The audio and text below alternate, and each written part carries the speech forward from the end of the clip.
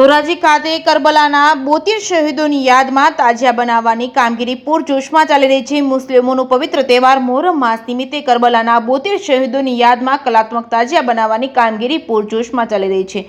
ધોરાજી શહેરમાં તાજિયાઓ બનાવવાની કામગીરી પૂરજોશમાં ચાલી રહી છે। ધોરાજીના કારીગરો એકથી આગવી ઓળખ ધરાવતા હોય જ્યારે ધોરાજી દ્વારા કલાત્મક તાજિયા આકર્ષણ તાજિયા બનાવવામાં આવી રહ્યા છે। તાજિયા કલાત્મક તાજિયા બનાવવાની કામગીરી સખત 4 થી 5 મહિનાથી રાત દિવસ ચાલી રહી છે।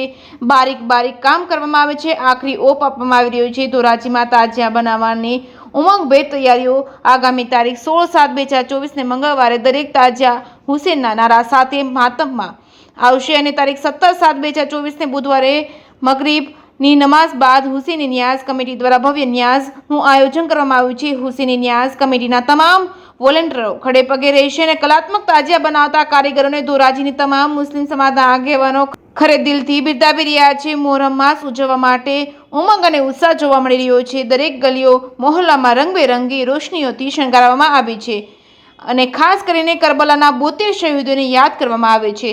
જેકેએસ ન્યૂઝ ગુજરાતી સાથે મતીન બાપુ સૈયદ, ધોરાજી।